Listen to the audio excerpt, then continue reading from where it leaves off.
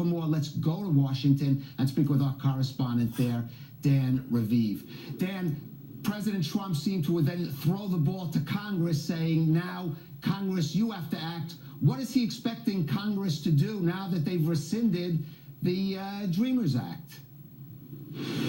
And the Trump administration has rescinded it, so Congress has, in effect, 6 months to pass a law to fix this problem. So, if a majority of the House of Representatives and the Senate felt that these young people who were brought into the United States as children by their parents, it was illegal, but the kids didn't do anything, right? They just came along.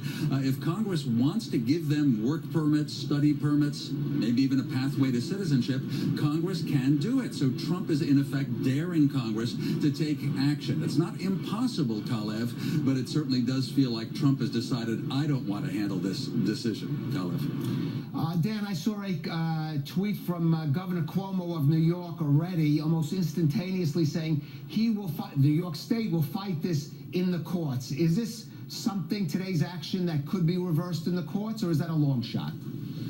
What?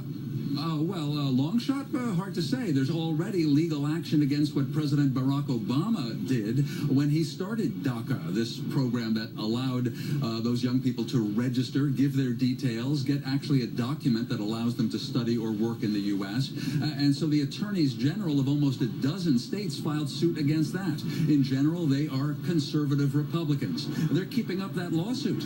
They want DACA to be declared unconstitutional. As you say, Democrat liberals like Governor Cuomo of New York, they actually want to take action now against the Trump administration move. Yes, this could go to the courts, Calev.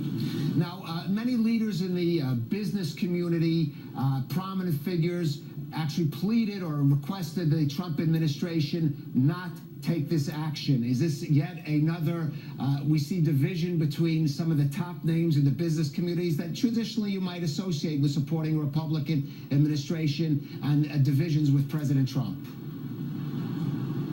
Yes, absolutely. Not to mention there are, in fact, Republican office holders who also disagree with Trump and say, why are you making this decision now? Why cause people to be upset? Why even raise the specter of somehow deporting 800,000 young people next year? By the way, guidance from the Department of Homeland Security says that these people would be low priority, not likely to be deported. Still, it could happen next year. And so quite a few people in the business world say, hey, they legally have jobs. They are paying taxes. They're contributing to U.S. society. Why are you doing this? So far, President Trump himself hasn't spoken to that. In a couple of hours, he has a brief public appearance scheduled to talk about tax reform.